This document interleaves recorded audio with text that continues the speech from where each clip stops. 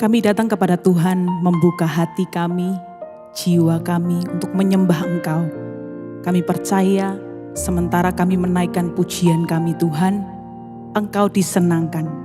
Terpujilah namamu, hati kami bagimu. Di dalam nama Tuhan Yesus, kami menyembah Engkau. Haleluya.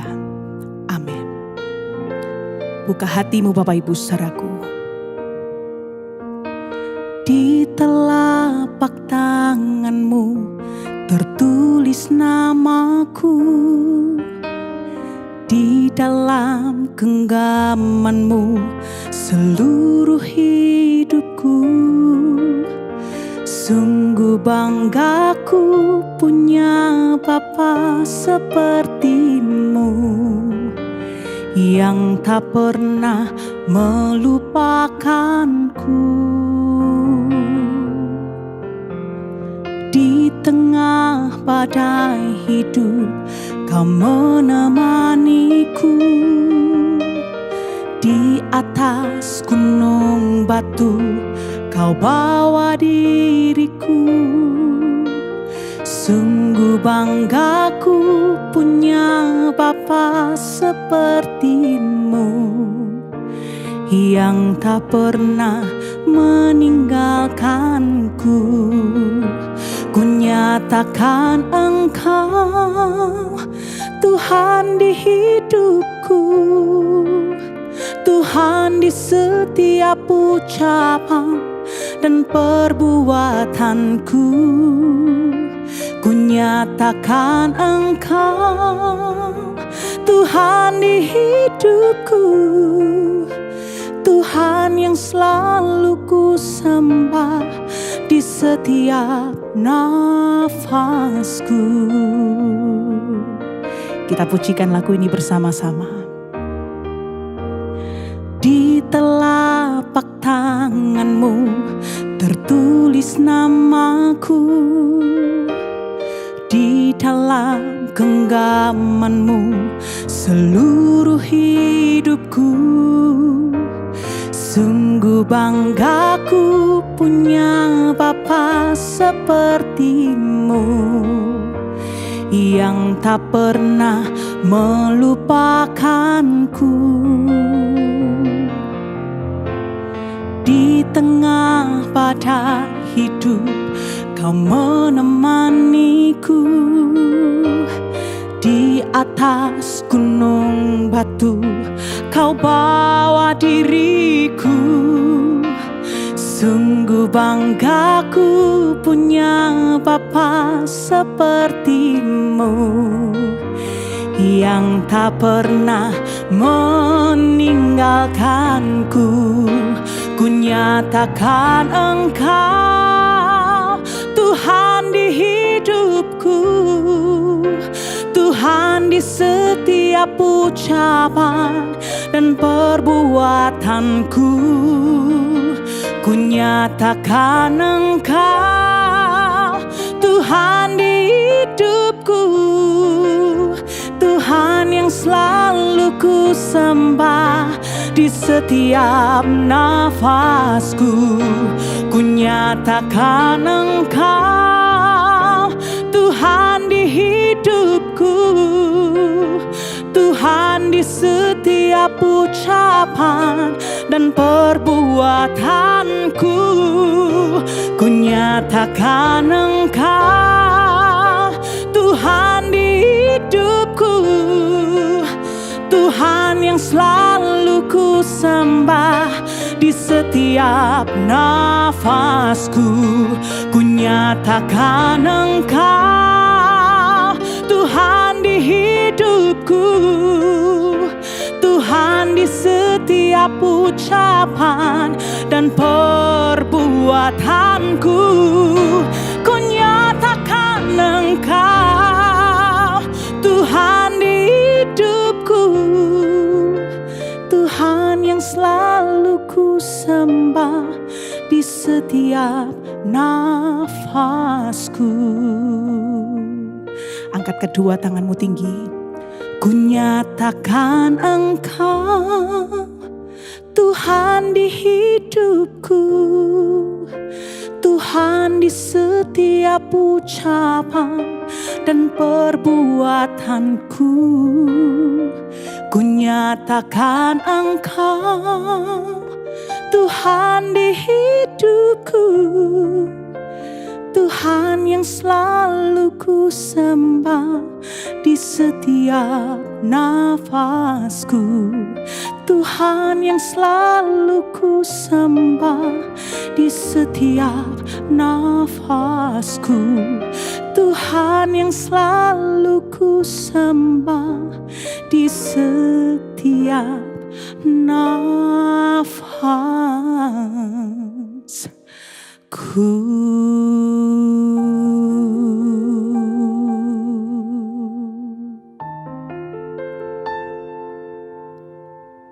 Mari sembah Tuhan. Mari sembah Dia. Kami sembah Kau Tuhan. Kami tinggikan Engkau. Oh, kami besarkan nama-Mu Tuhan. Ya, biar lidah bibir kami memuji-Mu, biar hati kami menyembah-Mu, biar Kau disenangkan dengan pujian, dengan sembah kami Tuhan.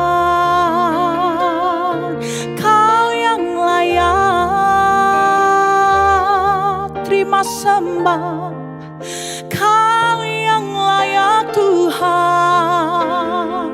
Terima pujian dan syukur, sebab Kau yang layak. Oh, kami tinggikan Tuhan, kami besarkan Tuhan. Oh, Engkau Tuhanku, Engkau Allahku, Engkau Rajaku. Layaklah Kau disembah, layaklah Kau dipuji. Ini hati kami Tuhan, ini sembah kami.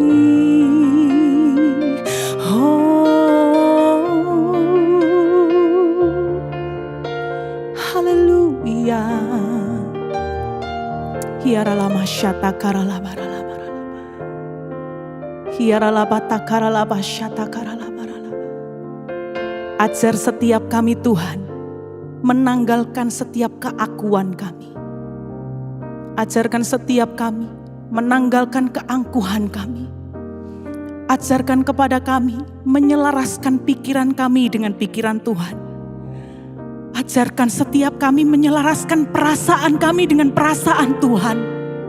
Bahkan ajarkan setiap kami Tuhan menyelaraskan kehendak kami dengan kehendak Tuhan. Berkuasalah penuh atas kehidupan kami, dalam hidup kami. Biar Kristus yang tinggal di dalam kami. Kami boleh berkata, kami menyatakan Engkau Tuhan di hidup kami. Kami rindu Tuhan, kami rindu. Bapak Ibu saudaraku, angkatlah kedua tanganmu dimanapun engkau berada. Biar Kristus semakin bertambah di dalam kita. Mari angkat kedua tanganmu, sembah Dia, sembah. Kami sembah Engkau Tuhan. Kami sembah Kau Tuhan. Ini sembah kami Tuhan. Ya, biar Engkau tinggal di dalamku, berdaulat penuh di hidupku Tuhan. Oh, berkuasalah atas hidupku Tuhan. Biar ku semakin hari semakin serupa dan segambar dengan pribadi-Mu, dengan pribadi-Mu. Oh ya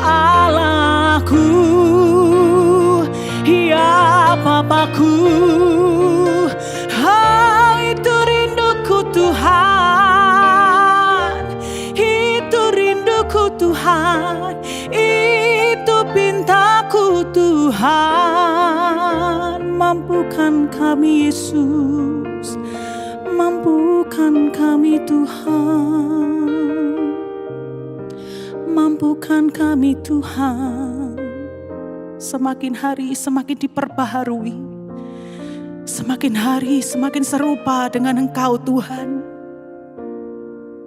Kami tahu itu enggak mudah, tapi kami percaya Tuhan Yesus memampukan setiap kami. Biar kami berkata, kami semakin berkurang dan Tuhan yang semakin bertambah di dalam kami. Terima kasih Tuhan, terima kasih. Terima kasih Tuhan. Bapak Ibu saudaraku, bukalah kedua tanganmu bersama-sama seperti ini. Satu kali lagi sembah Tuhan. Hina mata karalaba syata karalabara labara labara labara labara labara labara. Hina mata karalaba syata karalabara labara labara labara labara labara. Biar Kristus semakin bertambah di dalammu. Hina mata karalama syata karalabara labata karalayara labara labara labara. Biar Yesus semakin bertambah di dalam hidup kita. Hina mata karalaba syata karalabara labara labata karalabasi kiriara lama yara lama yara lamo. Hina masyana karalayak syanara lamo. Oh, tinggal di dalamku Tuhan. Oh, lebih lagi tinggal di dalamku Tuhan. Berdaulat atas hidupku, kuasai hidup kami. Biar semakin hari semakin senangkan-Mu Tuhan. Terima kasih Tuhan. Terima kasih Tuhan. Engkaulah Tuhan, Engkaulah Raja, berdaulat atas hidupku, ku berserah penuh. Lagi katakan Bapak Ibu, Engkaulah Tuhan, Engkaulah Raja, berdaulat atas hidupku, ku berserah penuh. Oh, Engkaulah Tuhan,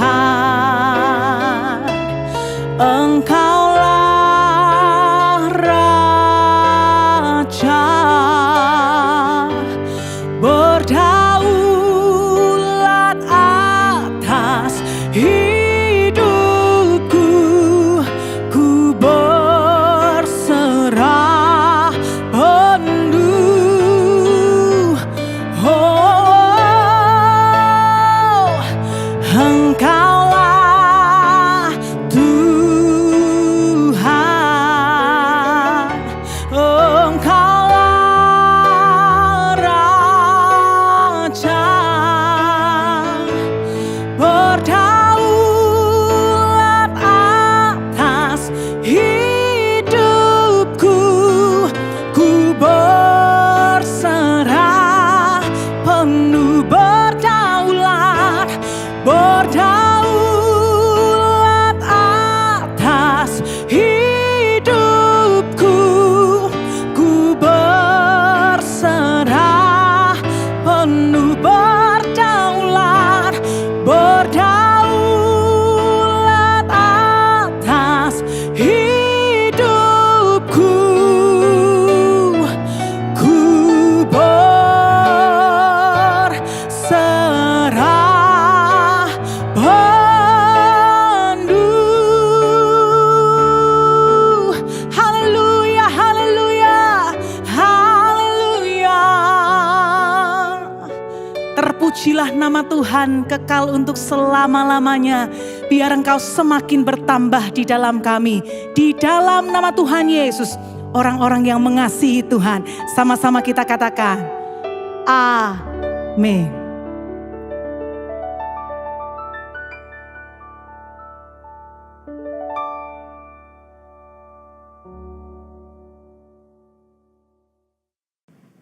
Salam damai sejahtera untuk saudara semua di GSKI Betani Surabaya dan sekitarnya dimanapun saudara mengikuti ibadah raya di hari Minggu ini.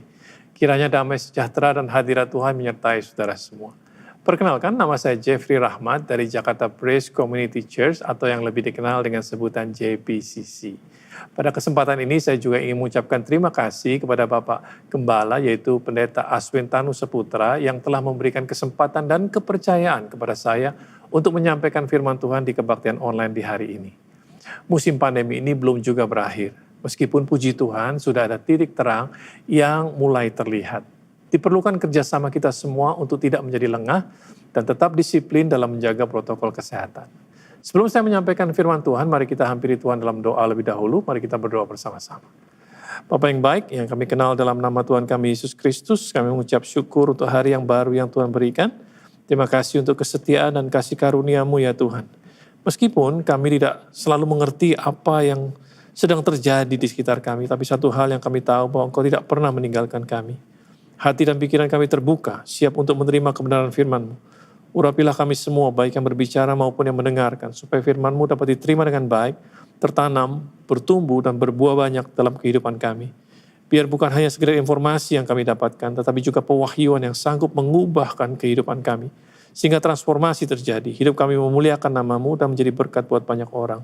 Di dalam nama Yesus Tuhan kami berdoa. Amin. Setelah mengikuti Tuhan hampir 4 dekade, saya belajar bahwa salah satu hal yang sangat penting dalam perjalanan kita sebagai orang Kristen adalah mempunyai identitas diri yang benar, yang sesuai dengan identitas dari kerajaan Allah. Tanpa identitas diri yang benar, maka tidak banyak pencapaian yang dapat kita lakukan. Sama halnya tanpa KTP atau paspor, kita tidak dapat berbuat banyak dan tidak dapat berpergian jauh. Kalau kita baca Alkitab, maka kita akan menemukan bahwa sebenarnya godaan pertama yang dilakukan iblis terhadap manusia di Taman Eden adalah tentang identitas diri. Mari kita baca lebih dahulu kitab Kejadian pasal yang ketiga, ayat yang keempat dan kelima. Firman Tuhan katakan, tetapi ular itu berkata kepada perempuan itu, sekali-kali kamu tidak akan mati, tetapi Allah mengetahui bahwa pada waktu kamu memakannya, matamu akan terbuka, dan kamu akan menjadi seperti Allah, tahu tentang yang baik dan yang jahat. Dikatakan bahwa manusia mau menjadi seperti Allah. Mereka lupa bahwa mereka diciptakan sudah serupa dan segambar dengan Allah. Seperti yang kita baca dalam Kejadian 1 ayat yang ke-26. Berfirmanlah Allah, baiklah kita menjadikan manusia menurut gambar dan rupa kita, supaya mereka berkuasa atas ikan-ikan di laut dan burung-burung di udara, dan atas ternak, dan atas seluruh bumi, dan atas segala binatang melata yang merayap di bumi. Demikian juga pencobaan yang Yesus terima dari iblis di padang gurun, 2 di antara 3 cobaan tentang identitas diri. Mari kita baca lebih dahulu kitab Matius pasal yang keempat, ayat yang ketiga sampai ayat yang ketujuh. Lalu datanglah si pencoba itu dan berkata kepadanya, jika engkau anak Allah, perintahkanlah supaya batu-batu ini menjadi roti. Tetapi Yesus menjawab, ada tertulis manusia hidup bukan dari roti saja, tetapi dari setiap firman yang keluar dari mulut Allah. Kemudian iblis membawanya ke kota suci dan menempatkan dia di bubungan bait Allah. Lalu berkata kepadanya, jika engkau anak Allah, jatuhkanlah dirimu ke bawah, sebab ada tertulis, mengenai engkau, ia akan memerintahkan malaikat-malaikatnya, dan mereka akan menatang engkau di atas tangannya, supaya kakimu jangan terantuk kepada batu. Yesus berkata kepadanya, ada tertulis, janganlah engkau mencobai Tuhan Allahmu. Kita lihat, pencobaan yang diterima Yesus adalah tentang identitas diri juga. Namun berbeda dengan manusia pertama, yaitu Adam, Yesus tidak lupa siapa dirinya, bahwa dialah anak Allah. Kita lihat dari sejak awal, iblis ingin sekali untuk mengacaukan identitas diri kita. Sebab iblis tahu bahwa kalau kita mempunyai identitas diri yang benar, maka kita dapat melakukan perkara-perkara besar yang Tuhan mau kita lakukan. Karena identitas diri itu ibaratnya sebuah password atau PIN. Kalau benar yang dimasukkan, maka semua akses akan terbuka. Apa sih identitas diri? Identitas diri adalah cara kita memandang diri kita sendiri. Identitas diri adalah cara kita memandang diri kita sendiri. Amsal 23 ayat yang ke-7a katakan, sebab seperti orang yang membuat perhitungan dalam dirinya sendiri, demikianlah ia. Jadi yang penting bukan bagaimana orang lain memandang kita, tetapi bagaimana cara kita memandang diri kita sendiri.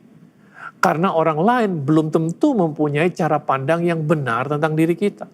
Apalagi kalau mereka tidak mengenal kita dengan baik. Hal yang sama terjadi kepada Yesus.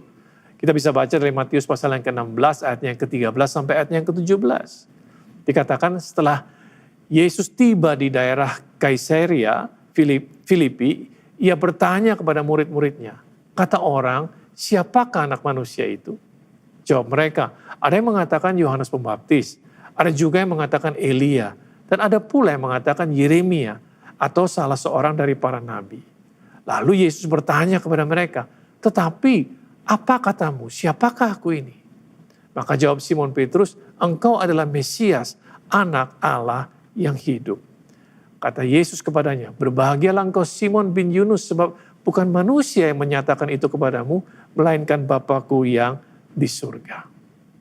Kita lihat di zaman itu pun banyak orang yang salah persepsi tentang siapa Yesus. Tetapi Yesus tidak mempermasalahkan hal tersebut. Yang penting dia tahu siapa dirinya. Demikian juga dengan murid-muridnya. Dan selama cara pandang kita tentang diri kita sendiri benar, maka kita tidak mudah untuk digoyahkan. Mari kita lihat salah satu perumpamaan yang terkenal yang Yesus berikan dalam Lukas pasal yang ke-15 ayat yang ke-11 sampai ayat yang ke-24 tentang anak yang terhilang. Yesus berkata lagi dalam ayat yang ke-11, dikatakan, ada seorang mempunyai 2 anak laki-laki. Kata yang bungsu kepada bapaknya, Bapa berikanlah kepadaku bagian harta milik kita yang menjadi hakku. Lalu ayahnya membagi-bagikan harta kekayaan itu di antara mereka. Beberapa hari kemudian anak bungsu itu menjual seluruh bagiannya itu lalu pergi ke negeri yang jauh. Di sanalah ia memboroskan harta miliknya itu dengan hidup berfoya-foya. Setelah dihabiskannya semuanya, timbullah bencana kelaparan di dalam negeri itu dan ia pun mulai melarat. Lalu ia pergi dan bekerja kepada seorang majikan di negeri itu. Orang itu menyuruhnya ke ladang untuk menjaga babinya. Lalu ia ingin mengisi perutnya dengan ampas yang menjadi makanan babi itu.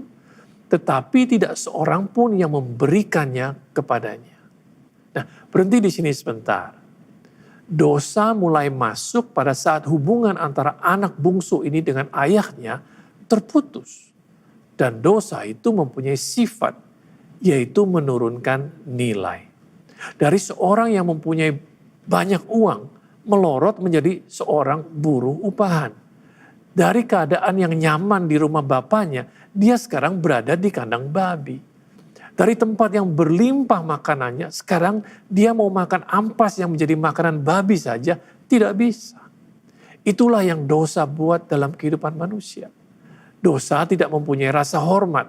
Dosa akan terus mengambil apa saja yang dia bisa ambil. Yesus katakan, pencuri datang untuk mencuri, membunuh, dan membinasakan.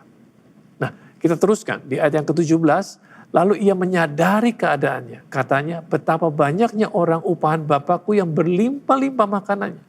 Tetapi aku di sini mati kelaparan.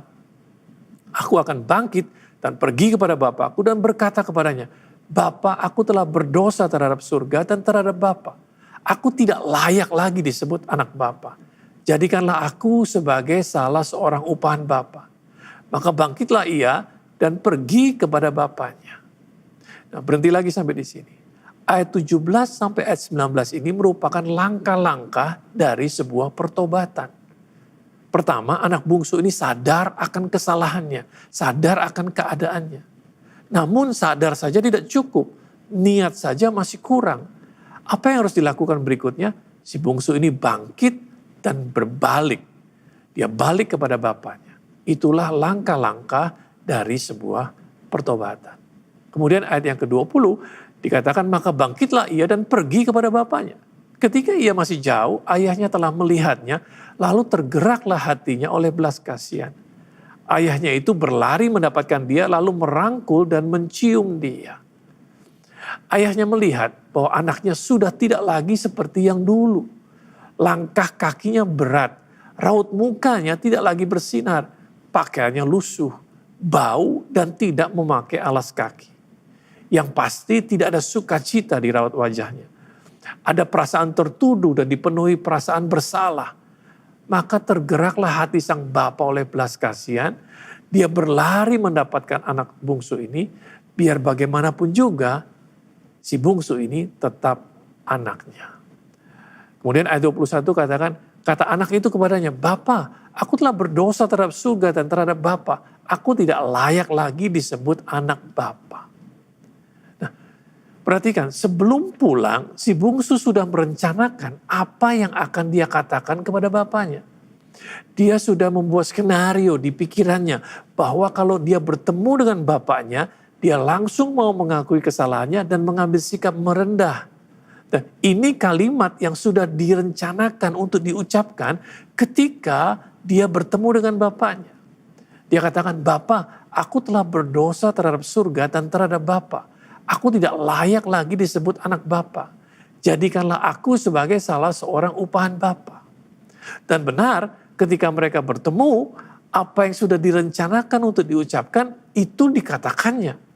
Tetapi belum sampai dia katakan komplit, dia belum mengatakan, jadikanlah aku sebagai salah seorang upahan Bapa, bapaknya sudah merespon lebih dahulu.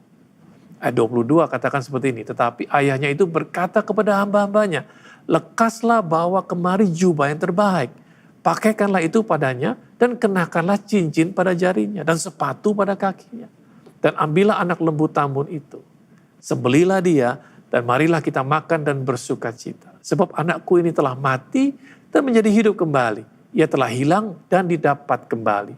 Maka mulailah mereka bersuka ria. Apa yang terjadi? Sang bapa melihat bahwa identitas diri si bungsu ini sudah rusak akibat dari dosa yang dia buat. Si bungsu ini meninggalkan rumah sebagai seorang anak ketika dia membawa hartanya.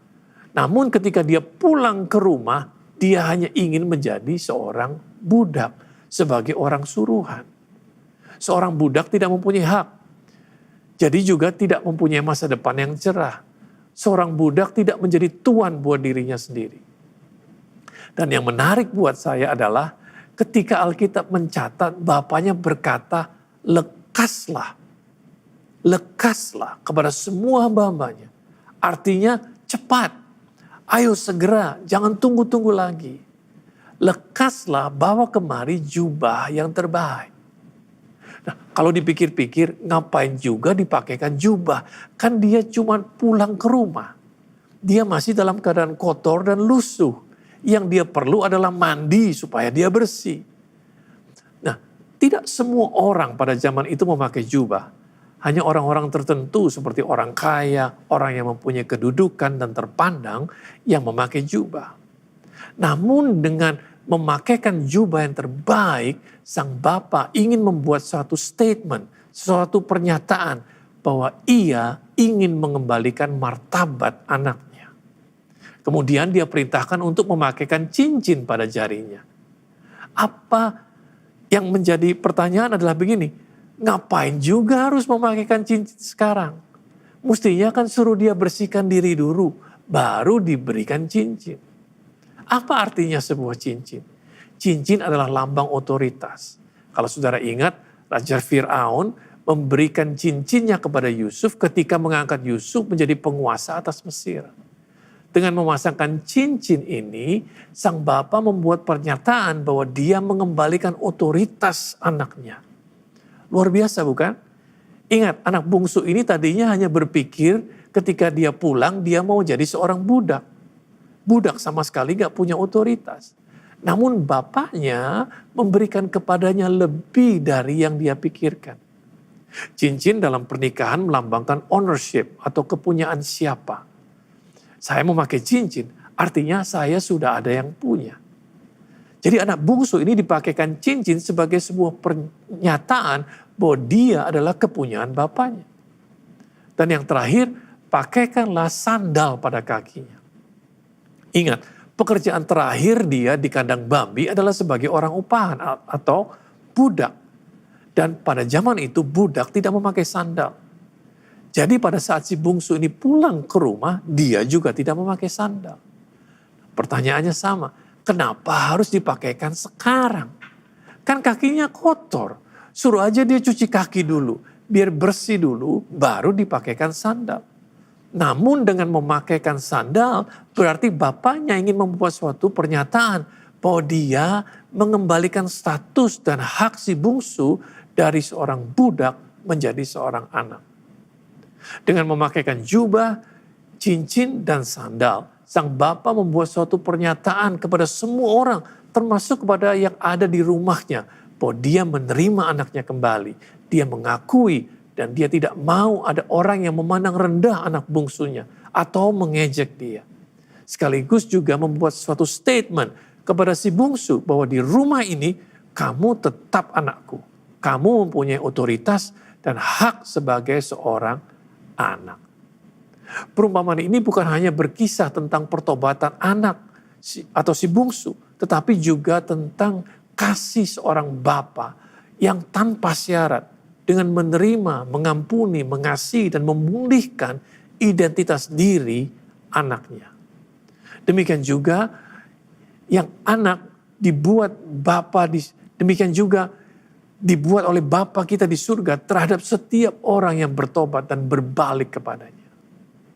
Itu sebabnya sebuah pertobatan harus segera diikuti dengan pemulihan identitas diri.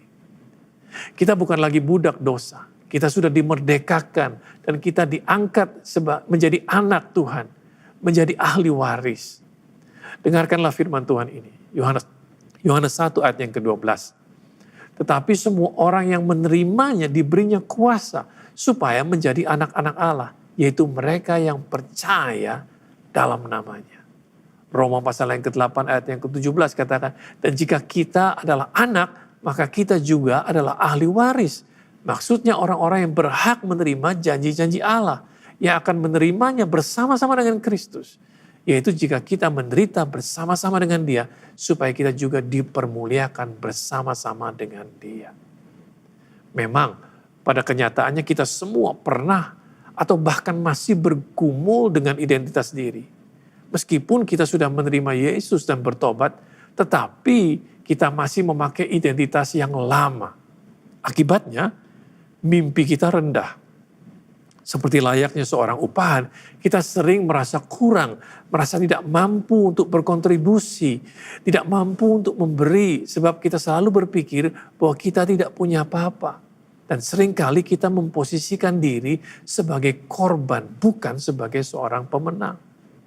Ketika kita diminta melakukan perkara besar, biasanya kita langsung menciut, merasa kecil, merasa tidak mampu, merasa tidak layak, tidak pantas, merasa tidak bisa apa-apa. Dan itulah ciri-ciri dari identitas yang belum diperbaharui.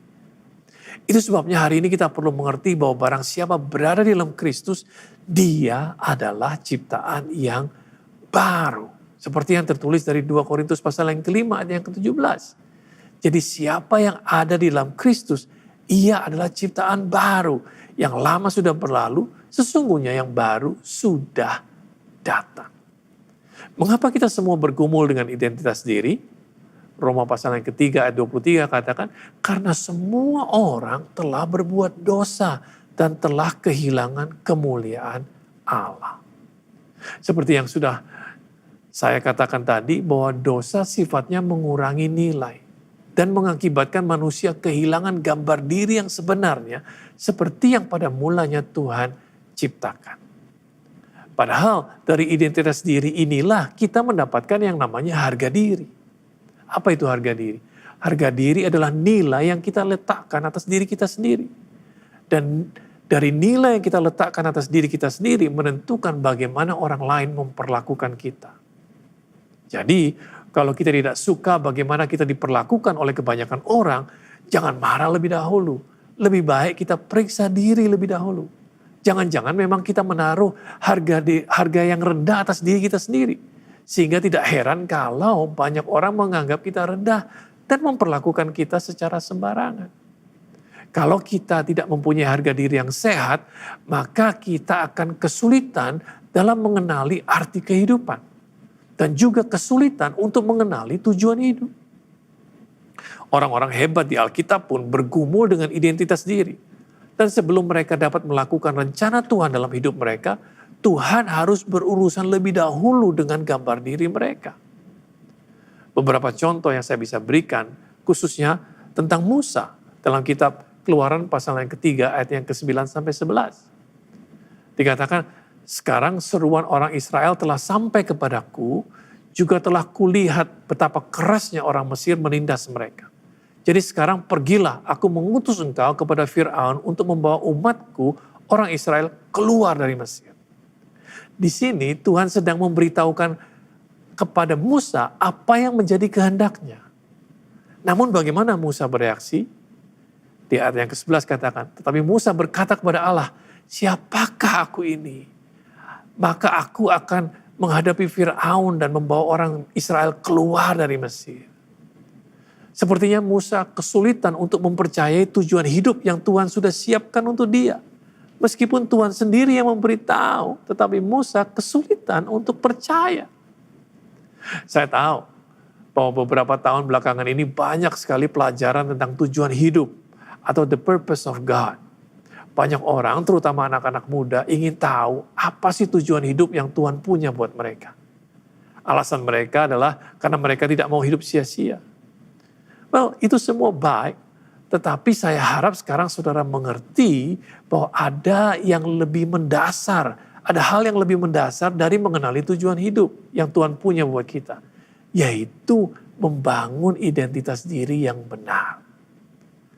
Bagaimana sebenarnya cara Musa memandang dirinya sendiri?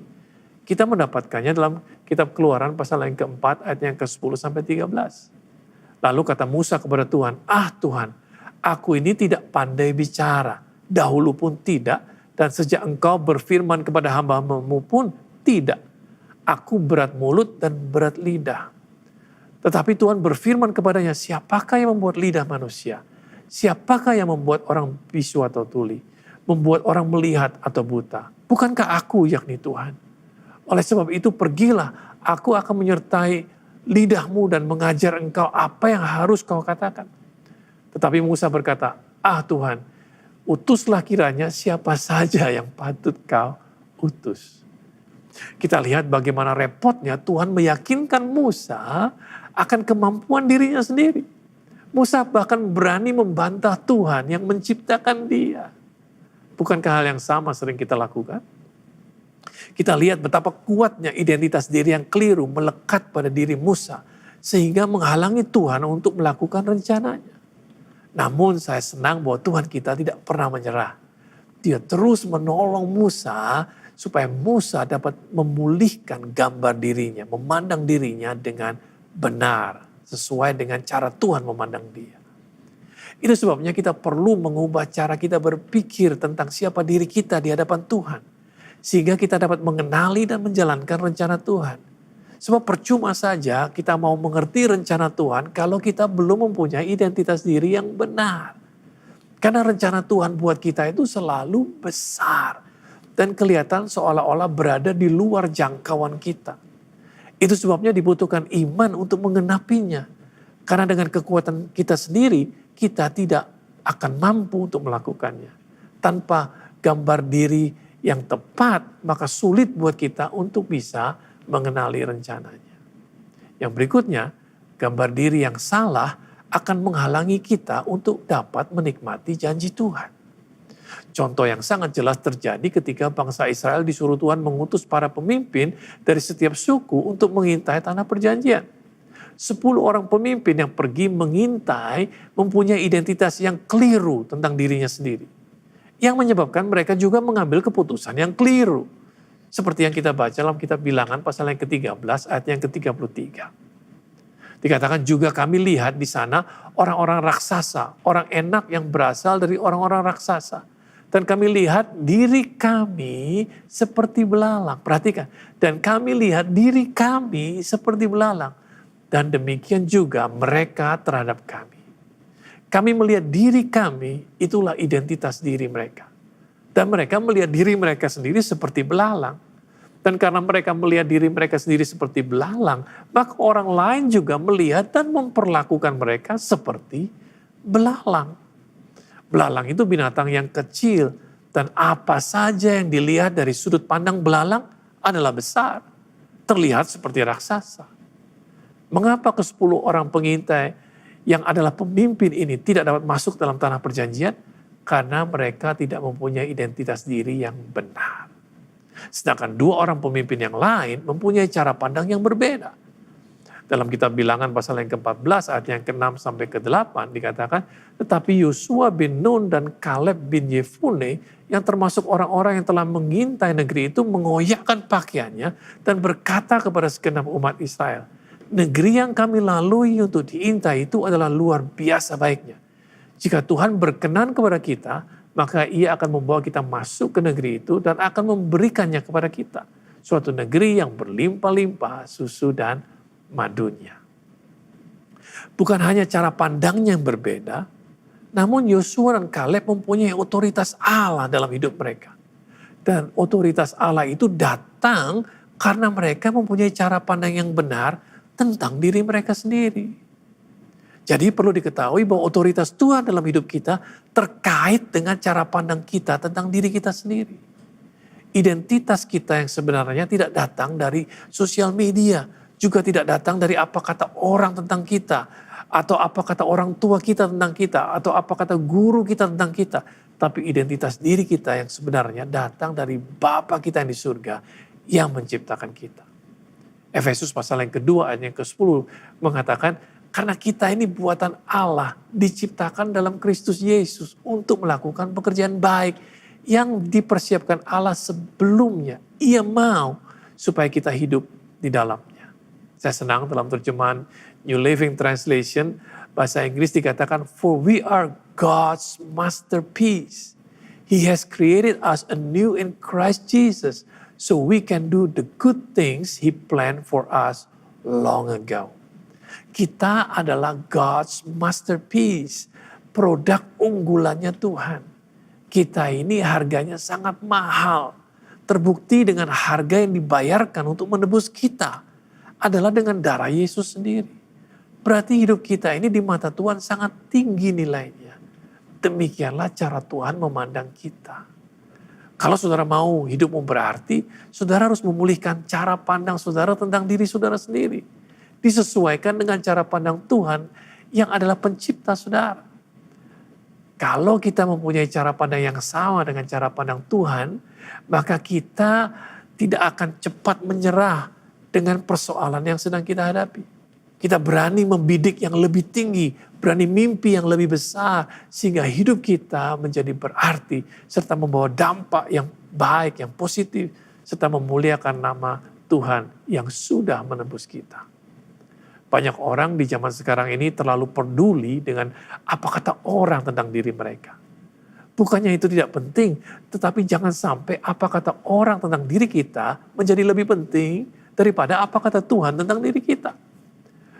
Kalau saya dalam keadaan lemah dan perlu dikuatkan imannya, saya selalu berusaha mengingatkan diri saya sendiri tentang siapa saya di dalam Kristus. Dan apa janji-janji Tuhan dalam hidup saya.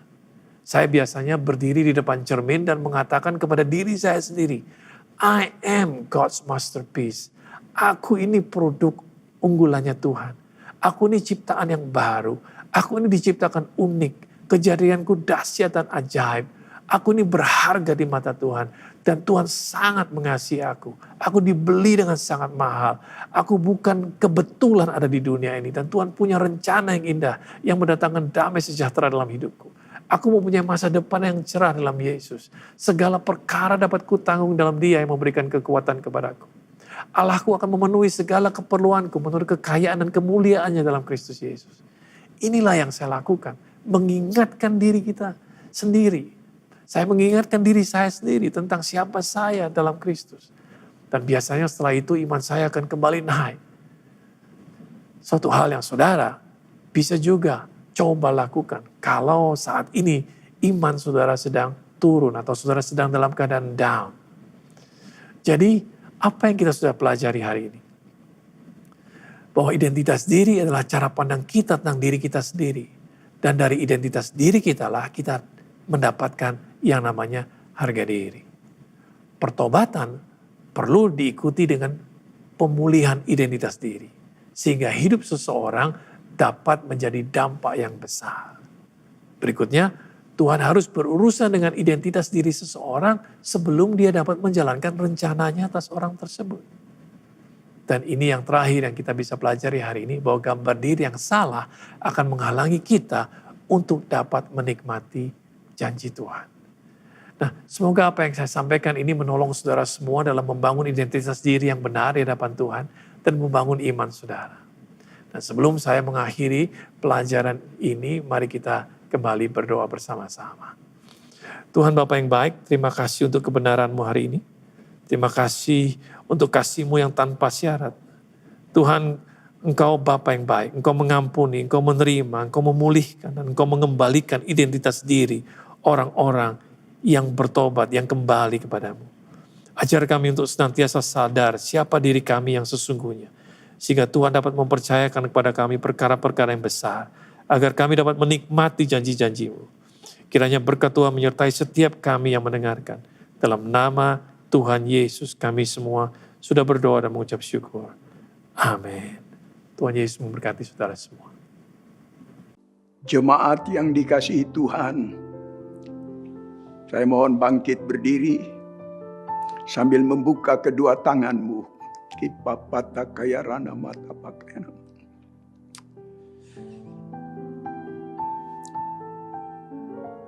Dalam nama Yesus, terimalah anugerah rahmat daripada Aba Bapa, kasih-Nya dalam Yesus, kekuatan kuasa-Nya dalam Roh-Nya yang kudus, turun melimpah atas kita semua, menaungi, membimbing, menyertai, memberkati sepanjang hari ini.